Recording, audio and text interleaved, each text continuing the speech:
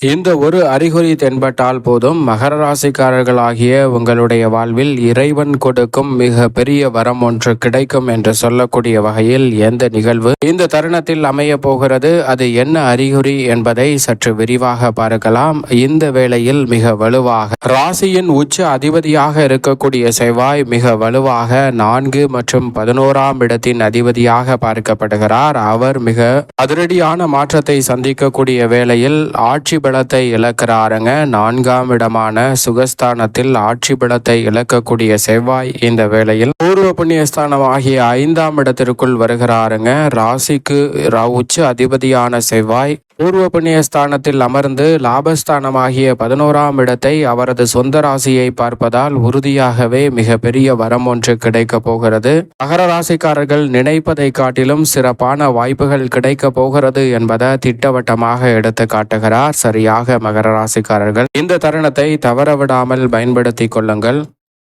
பொதுவாக பூமிக்காரகன், மங்களக்காரகன், சகோதரக்காரகன், உத்வேகக்காரகன் என்று அழைக்கக்கூடிய செவ்வாய் பெயர்ச்சி காரணமாக இந்த தருணத்தில் பல அதிரடியான மாற்றங்கள் ஏற்பட போகிறது. செவ்வாய் இந்த தருணத்தில் ஆட்சி பலத்தை இழந்தாலும் அவரது சமகிரகமாக இருக்கும் சுக்கிரனின் ஆட்சி வீட்டிற்குள் நுழைகிறாருங்க.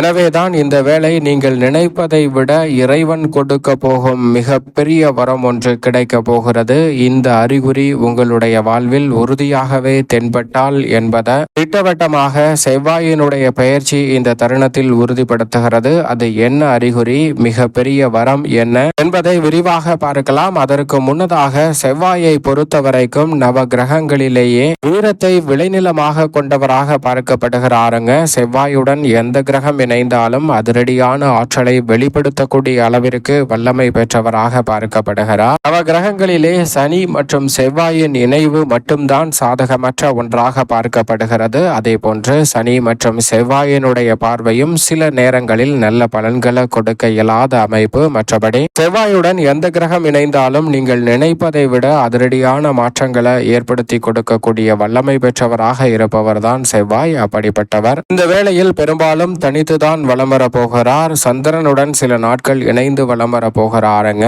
அவர் சுமார் அடுத்த ஒரு மண்டல காலத்திற்கு சுக்கிரனின் ஆட்சி வீட்டில் வலம் வரக்கூடிய வேளையில் இறைவனின் அருள் நிறைவாக கிடைக்கக்கூடிய சந்தர்ப்பத்தை ஏற்படுத்தி கொடுக்க போகிறாருங்க. அதோடு மட்டுமல்லாது செவ்வாயினுடைய பார்வை நவ கிரகங்களிலேயே குரு மற்றும் சனி ஆகிய 2 கிரகங்களுக்கு அடுத்தபடியாக சிறப்பு பார்வை பெற்ற ஒரே கிரகம் என்று சொன்னால் அது செவ்வாய் தான். குரு மற்றும் சனி எப்படி 3 இடங்களை பார்க்கிறார்களோ அதே போன்று செவ்வாயும் தனது பார்வையை 3 இடங்களில் பதிக்கிறார். மற்ற எந்த கிரகத்திற்கும் இது போன்ற சிறப்பு பார்வை இல்லை என்பதுதான் வரவேற்கத்தக்க ஒன்று. அப்படிப்பட்ட செவ்வாய் தன்னுடைய பார்வையை பல்வேறு இடங்களில் பதிப்பதன் காரணமாக பல அதிரடியான மாற்றங்கள் எளிதில் நிகழப்போகிறது. அதோடு மட்டுமல்லாது விரைவாகவும் துரிதமாகவும் பல பணிகளை மேற்கொள்வதோடு மங்களக்காரகன் இயற்கையிலேயே சுகாதிபதியாக கருதக்கூடிய சுக்கிரனின் ஆட்சி வீட்டில் நுழைந்திருக்கும் இந்த தருணத்தில் மங்களகரமான பல்வேறு வகையான காரியங்கள் அடுத்த ஒரு மண்டல காலத்திற்கு மிகவும் சிறப்பாக கைவிடுவதற்கான சந்தர்ப்பம் இந்த வேளையில் நிச்சயம் நிறைவாக கிடைக்க போகிறது. திட்டமிடுதலை விட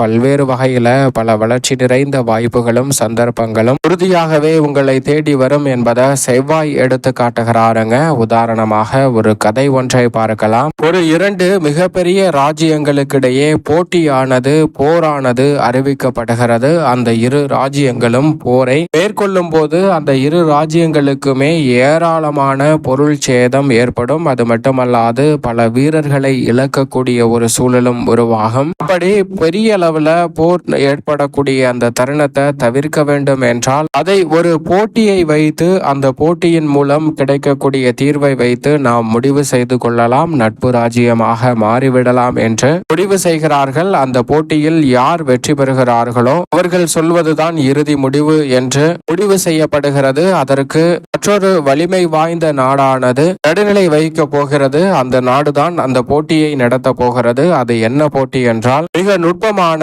கணின முறைப்படி இயங்கக்கூடிய ஒரு பூட்டு ஒன்று இருக்கிறது. அதாவது அந்த பூட்டை திறப்பது என்பது கணிதத்தில் தேர்ச்சி பெற்றவராகவும் அறிவியல் விஷயங்களை நுணுக்கமாக கற்றவராக இருந்தால் மட்டும்தான் அதை திறக்க முடியும். அப்படி சவால் நிறைந்த ஒரு பூட்டு ஒன்றை திறப்பதுதான் அந்த போட்டி. அந்த பூட்டை திறந்துவிட்டால் அந்த வெற்றி பெறக்கூடிய ராஜ்யத்தின் அரசர் சொல்வதுதான் தீர்வாக அமைந்துவிடும் என்று அந்த போட்டியானது அறிவிக்கப்படுகிறது. அந்த போட்டி அறிவித்தவுடன் இரு ராஜ்யங்களிலுமே அந்த அரசர் மிக சிறந்த வல்லுநர்களையும் மிக சிறந்த ஞானிகளையும் கூப்பிட்டு இந்த பூட்டை திறப்பதற்கான பயிற்சியில் ஈடுபடுகின்றனர்.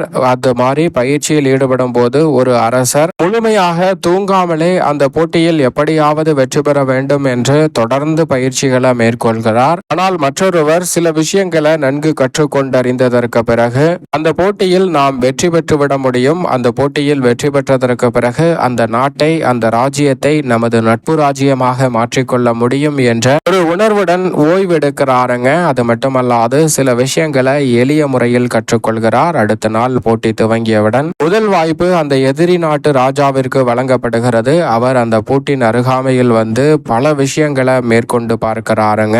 பல நுணுக்கமான கணித முறைப்படி கம்ப்யூட்டர்கள் எல்லாம் பயன்படுத்தி இந்த பூட்டை திறப்பதற்கான வழி ஏதாவது இருக்கிறதா என்று ஆய்வு மேற்கொள்கிறார். அவருடன் சில குழுக்களையும் அழைத்து வந்திருக்கிறார். இந்த குழுக்களும் அவருக்கு அந்த பூட்டை திறப்பதற்காக உதவி செய்கிறார்கள். ஆனால் அவர்களால் முடியவில்லை. அடுத்ததாக இந்த ராஜாவிற்கு வழங்கப்படுகிறது. அவர் நன்கு ஓய்வெடுத்துவிட்டு அவருடன் அமைதியான ஒரு குழுவை கூட்டி கொண்டு வந்திருக்கிறார். முதலில் அந்த ராஜா அந்த பூட்டை முழுமையாக ஆய்வு செய்கிறார். அதில் என்ன பிரச்சனை, அதை எப்படி திறக்க வேண்டும் என்று முழுமையாக ஆய்வு செய்கிறாருங்க. அப்படி ஆய்வு செய்ததற்கு பிறகு அந்த பூட்டை கையில் எடுத்தவுடன் எளிதில் இழுத்து திறந்து விடுகிறார். ஏனென்றால் அந்த பூட்டு ஒரு விதமான ரிவிட்டிங் மெக்கானிசம் என்று சொல்லக்கூடிய முறையில் அமைக்கப்பட்டிருக்கிறது. அதை பார்த்தவுடனே அவர் கண்டுபிடித்து அதை எளிதில் திறந்து விடுகிறார். அவர் வெற்றி பெற்றது மட்டுமல்லாது அந்த ராஜ்யத்தின் மீது போர் தொடுக்காமல் அதை நட்பு ராஜ்யமாக மாற்றி தனது ராஜ்யத்தை மேலும் வலுவடைய செய்யக்கூடிய ஒரு சூழலை உருவாக்குகிறாருங்க.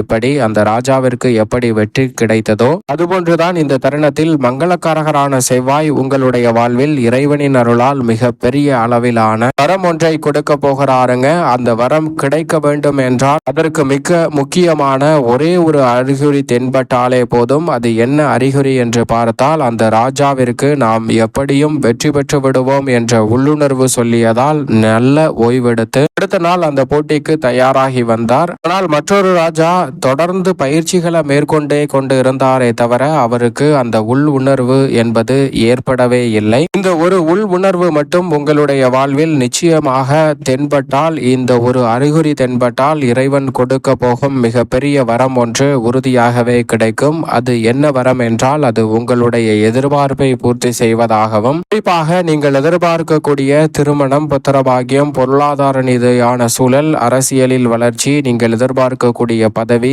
பொறுப்பு போன்ற எதுவாக இருந்தாலும், வாய்ப்புகளாக இருந்தாலும், உங்களது படைப்புகள் வெற்றி பெற வேண்டும் என்ற எண்ணமாக இருந்தாலும், எந்த ஒரு எதிர்பார்ப்பாக இருந்தாலும் அது இறைவன் கொடுக்கக்கூடிய வரம். இவை அனைத்தையும் விட உயர்ந்ததாக அமைய போகிறது. உங்களுடைய வாழ்வில் மிக பெரிய அளவிலான வளர்ச்சியை அள்ளி கொடுக்கக்கூடிய ஒன்றாக அமைய போகிறது என்பதில் சந்தேகமே இல்லை. எனவே அந்த உள்ளுணர்வு உங்களுக்கு தென்பட்டால் நிச்சயமாக இறைவன் கொடுக்கும் வரம் கிடைப்பதற்கான முதன்மையான யோகம் உண்டு என்பதில் சந்தேகமே இல்லை. மேலும் இந்த தருணத்தில் அதீதமான வாய்ப்புகளை உங்களுடைய வாழ்வில் செவ்வாய் ஏற்படுத்தி கொடுக்கிறார். அவை என்ன என்பதையும் சற்று விரிவாக பார்க்கலாம்.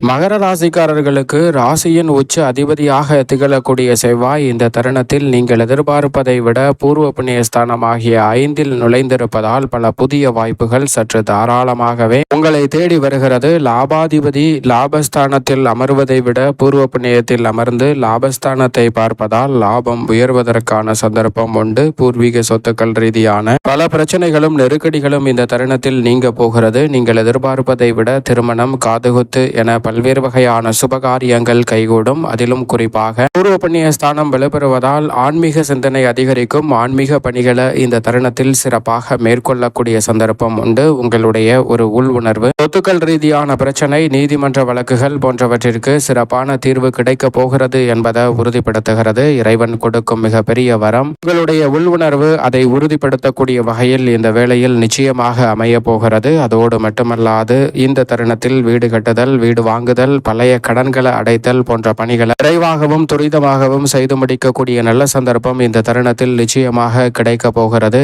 மகர ராசிக்காரர்களுக்கு உங்களுடைய ஆசை எளிதில் நிறைவேறும். பல புதிய சொத்துக்களை வாங்கக்கூடிய முயற்சியில் வெற்றி கிடைக்கும். பிள்ளைகளின் எதிர்கால நலனை கருத்தில் கொண்டு தற்போதும் எடுக்கும் முயற்சிகள் அனைத்திலும் இரட்டிப்பு லாபம் உண்டு. எதிர்காலத்தில் இதை செய்ய வேண்டும் என்று இந்த தருணத்தில் நன்கு யூகித்து திட்டமிட்டு செயல்படுத்துவதால் அதில் மிகப்பெரிய அளவிலான வெற்றியையும் திருப்பத்தையும் இந்த தருணத்தில் உறுதியாகவே தடையில்லாமல் மகர ராசிக்காரர்கள் சந்திக்கக்கூடிய சந்தர்ப்பம் இந்த தருணத்தில் கனகச்சிதமாக அமைகிறது. நல்ல வேலை வாய்ப்பிற்காக முயற்சி செய்யும் மகர ராசிக்காரர்களுக்கு மனதிற்கு பிடித்த சிறப்பான வேலை இந்த தருணத்தில் கிடைக்க போகிறது. நீங்கள் எதிர்பார்க்கிறபடியே கலைத்துறை, தொழில்துறை சார்ந்த பணிகளில் புதிய ஒப்பந்தங்கள் கையெழுத்தாகும். உங்களது திறமை பளிச்சென வெளிக்கொணர்வதால் நீங்கள் எந்த துறையை தேர்வு செய்து பணியாற்றி கொண்டிருக்கிறீர்களோ அந்த துறை ரீதியான வளர்ச்சி காணக்கூடிய வாய்ப்பை செவ்வாய் ஏற்படுத்தி கொடுக்கிறார். உங்களுடைய உள் உணர்வு அதில் நடைபெறக்கூடிய சாதகமான, அதே சமயம் சாதகமற்ற நிகழ்வு என்ன என்பதையும் உள்ளுணர்வு வெளிக்காட்டும் அறிகுறி இந்த தருணத்தில் கிடைக்க போகிறது. எனவே அதிரடியான மாற்றம் மகர ராசிக்காரர்களுடைய வாழ்வில் உறுதியாகவே சந்திக்கக்கூடிய சந்தர்ப்பமாக இந்த வேலை அமைய போகிறது. பல அதிரடியான திருப்பங்களை சந்திப்பதோடு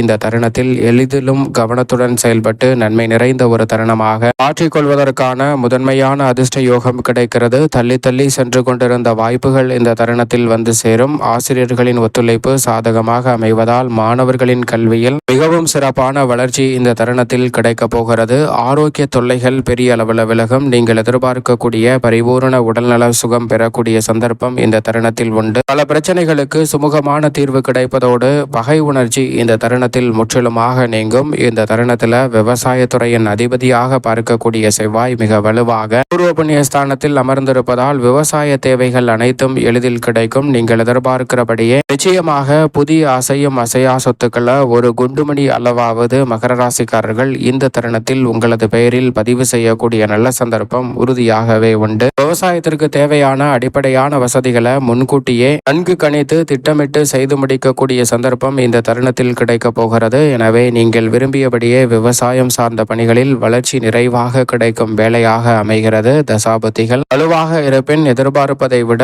கால்நடை வளர்ப்பிலும் சிறப்பான லாபமும் முன்னேற்றமும் இந்த தருணத்தில் உண்டு. பொருளாதார நிறைவு காணக்கூடிய வகையில் சிறப்பான மாற்றம் கிடைக்க போகிறது. மேலும் இந்த தருணத்தை உறுதியாகவே சாதகமாக மகர ராசிக்காரர்கள் மாற்றிக்கொள்வதற்கு நிச்சயமாக மகர ராசிக்காரர்கள் இந்த வேளையில் வாரத்தில் செவ்வாய்க்கிழமைகளில் விரதமிருந்து அருகாமையில் உள்ள முருகப்பெருமான் சன்னதி சென்று தீபம் ஏற்றி வழிபாடு செய்யுங்கள். மகர ராசிக்காரர்களுக்கு அத்தனை தடைகளும் நீங்கி உங்களுடைய வாழ்வில் வளர்ச்சியும் இனிமையும் விரைவாக கிடைக்கும் என்பதில் சந்தேகமே இல்லை. பல நல்ல முன்னேற்ற வாய்ப்புகள் தடையில்லாமல் உங்களை வந்து சேரும்.